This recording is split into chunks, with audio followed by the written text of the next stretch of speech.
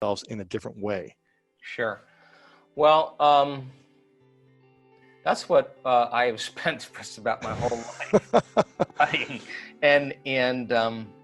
Wow, I mean, the first and most important thing is that you have to understand that if 95% of who you are is a set of unconscious programs, then the first step is lighting a match in a dark place. If you want to become someone else, you got to become aware of who you are.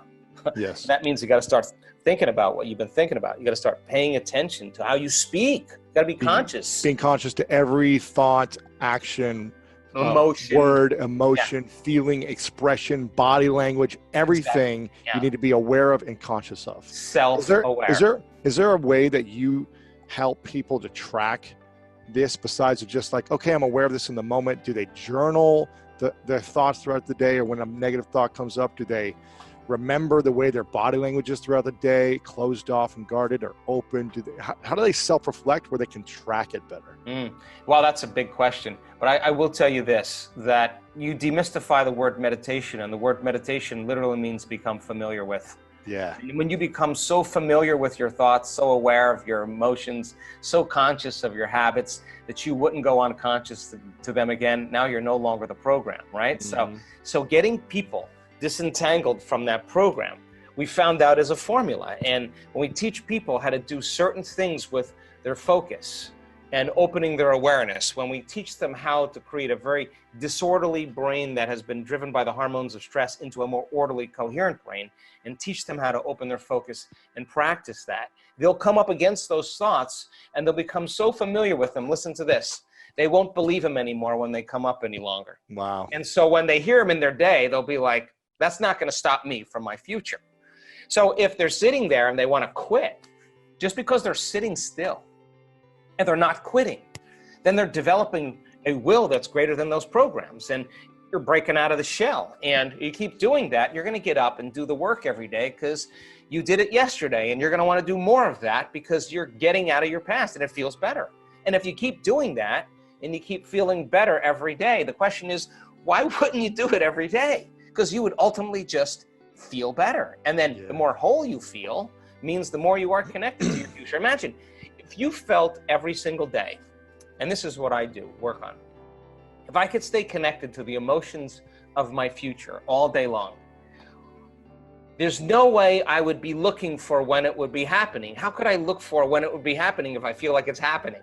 I wouldn't look anymore, which means I wouldn't be separate from it. And that's when you start creating the magic, right? That's when you're in that zone. And that's when that reaffirms that personality that you're becoming. And now you don't, wake up in the morning and go, oh God, I got to create my future. No, you're going to jump out of bed because excited. You're not going to want that magic to end. That's the key. So you teach people how to do this and they start seeing the events in their life. They're not going to want to miss a day in really just getting beyond their personality. And listen, it's so cool because it's amazing. You see all these people come in for success and new careers and new relationships and healing from a disease and mystical experience. They come in for all these different kind of reasons, healing from a childhood trauma. But really, they just want wholeness. Right. And so as they start becoming more whole and they start feeling more whole, it's not coming from anywhere out there. It's not coming from out there. Nothing out there is making them feel whole. When the novelty of the thing wears off, you feel empty again. They're feeling whole from within. Oh, this is different. This is a different game. So why wouldn't you want to keep feeling more whole that you no longer want anything? Now you're not living in separation any longer. That's the cool part. If someone is so disconnected to their future, their greater future self, if they're so negative thoughts, suicidal thoughts, often hurting themselves potentially, often just don't have many close friends, don't feel like they identify with themselves in the world, don't feel like anyone understands them, no one accepts them, no one gets them.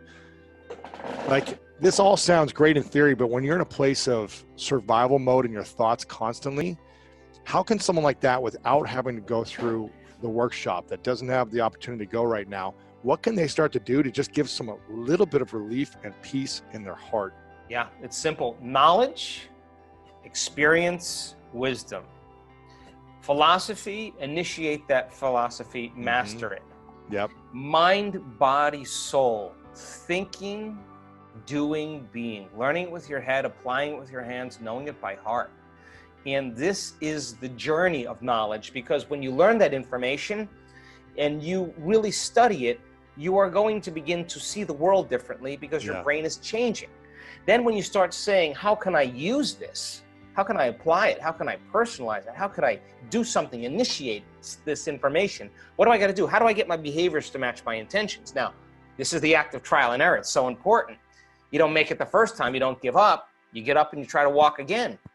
And you start learning how to do this. And so as you begin to do it over and over again, you start having new experiences. Yes. Well, new experiences enrich the circuits in your brain philosophically. And now the brain makes a chemical. And now you're feeling more unlimited. You're feeling more whole. You're teaching your body chemically to understand what your mind intellectually understood. And now you are literally starting to embody that knowledge. Yeah. It's signaling new Jesus, new information, but you can't do it one day and expect your wealth to come. You got to do it over and over again. Yes. So the repetition of practicing over and over again neurochemically conditions the mind and body to begin to work as one. You've done it so many times, the body now knows how to do it subconsciously. Just like it knew how to subconsciously lean into trauma and victim mode for decades. Now the body's getting new information. It's going to adapt. And now you're going to literally become that knowledge. You're going to become it. That's what you're going to become. And so now that's when you no longer have to try. It's who you are. Yeah, you've memorized an internal order that's greater than anything in your outer world that's going to tell you something else. That's key right there. And you become immunity to negative thoughts or negative viruses, where if someone tries to say something to you, your body just rejects it automatically, just as if your physical body would reject some virus coming in. Is that correct? It's absolutely the way it works. So I said, Dr. Joe, you can't do it. You're stupid. You're ugly. You're not smart enough. You're not this. You wouldn't even, it would just bounce right off you. You wouldn't even receive it, because your field is so powerful. It's pushing all that away. No, because it's not the truth. There you go. You just laugh. It'd just be like, okay, that's just not real. But if I kept telling you, you need this product, you need this drug to feel better, to look better, to be better, let's appeal to your lack. And if you buy this, it'll make that feeling go away. And you try it for a while, then the feeling doesn't go away anymore. You got to try something else. Mm-hmm. And now watch the news and listen to all that information. It's telling you you're limited. You're limited. It's something out there that's going to get you. There's nothing wrong with this. But if you're constantly saying it's traffic, it's the news, it's politics, it's my ex, that's making me feel and think this way, then you're subconsciously, not consciously, affected by your environment, and you'll be more affected by your environment. It's not a conscious process. But the more you say, I am going to, in spite of the fear that we talked about, or the anxiety, or the frustration, or the aggression, or the hostility, or whatever it is, the pain, the suffering, instead of saying that I can't change that, you know what? I'm going to see if I can. Where can I find that information? And all of a sudden you find people that are doing it, and it makes sense to you. And you're like, well, okay, I'm feeling really anxious. Instead of taking something that's going to chemically change me, let's see if I could chemically change me without something out there. Let's see if I can make my own pharmacy of antidepressants. I don't know. Let's see if I can make my own pain relievers. Let's see if I can make my own chemicals that cause my immune system to get stronger. I'm just curious. Let's see. Now the person they're out of the bleachers and they're on the field. So they'll start believing that they can do it, even if they change it a little bit. And if they don't get it the first 3 days, but they've seen a testimony of someone who has, and you see that person who's totally happy, that was abused every day of her life, and they don't have the genetic disorder any longer, you're going to say, wow, that person doesn't look like a movie star. That person doesn't look like they're vegetarian now. That person doesn't look young and buff, or whatever it is. They're going to look like a normal person. And you're going to say, I identify with her. I identify with her. She can do it. I can do it. Now, here's the cool part. Yeah. We've seen then when people do this with the same, stand on the stage and tell the story, that the person in the audience with the same genetic condition does it in a shorter amount of time, because the 4-minute mile's been broken. Yeah, it's evidence. So now evidence becomes the loudest voice. Why? Because it's in testimony. There's truth right in front of you. It's right in front of you. We had a guy in Dubai he was in a wheelchair with this tumor in his spine. and the doctor sent him home to die. He came across my book like a week before. They got Which him book? Becoming Supernatural. Mm-hmm. And then he read the book, and he somehow got in there. Someone gave him a spot. He was in a wheelchair, stage 4 cancer, go home and die, severe paralysis, a limitation, crowding the spinal cord, the whole bit. Nothing we can do for you, all these pain meds, excruciating pain. 1 week after the week-long, his tumor reduced by 30%. I just saw him in Munich.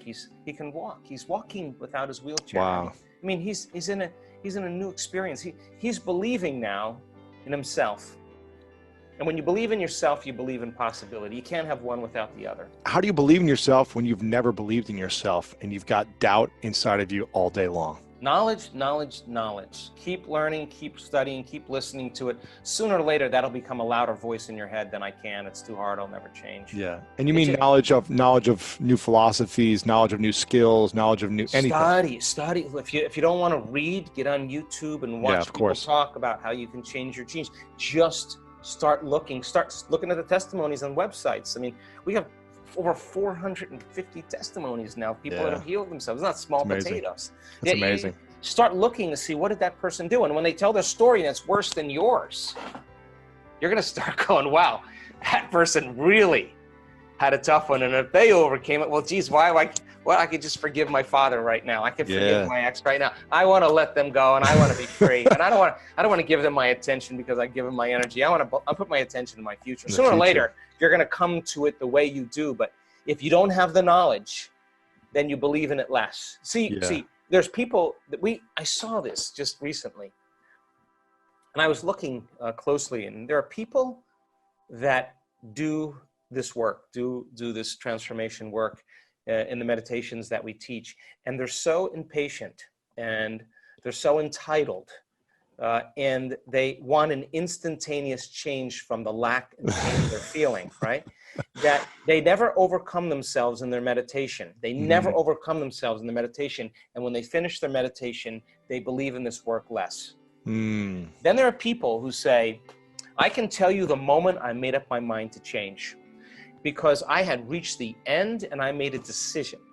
And that decision to change carried an amplitude of energy that was greater than the hardwired programs in my brain and the emotional conditioning in my body. And my body literally responded to my mind in that moment, that the choice that I made became a moment in time I would never forget. And they'll tell you, and that's the moment I remembered when I was going to change. Now, those people then, when they sit down to do the work, the chemotherapy hasn't worked, the injections didn't work, the radiation didn't work, the surgery didn't work, the diet didn't work, the yoga didn't work. This is now their end. They have nothing else to believe in but themselves. And they go all in, not 50%, not 60%. They're going all in. They have nothing else to believe in. Now listen, when they go a little bit outside the known, they went a little further than where they normally would stop. They pushed themselves to that next limit. They started believing in themselves that they could do it a little bit more. They finish the meditation and they get up and believing it's working more than working less. They're the person that's believing in themselves. That's why, because it's not the work, it's your belief in yourself, right? And then when you believe in yourself, you believe in possibilities. When you believe in possibilities, you got to believe in yourself. Who else are you going to believe in? So people make these great strides, and their own personal growth is a testament to the living organism. The living organism, the species of human beings that's starting to believe, well, maybe we're not so as limited as we've been programmed to believe. Maybe we are more unlimited, and I'd rather throw in with that. And if you don't think your immune system isn't aware of viruses that could handle any virus if it got the right signal, and if it was in a state of wholeness and your thymus was activated and your blood flow to that center was turned on because you decided to turn it on, and you decided to release those chemicals that suppress the survival centers in your brain because oxytocin does, and you wanted to stay there for a period of time and memorize that feeling, I guarantee you that thymosin would begin to signal those T cells, and those T cells would activate their T cell receptors, and those T cell receptors would be releasing immunoglobulins and antibodies that would block those receptors coming off a virus, like you may not pass. I'm sorry. This is the end.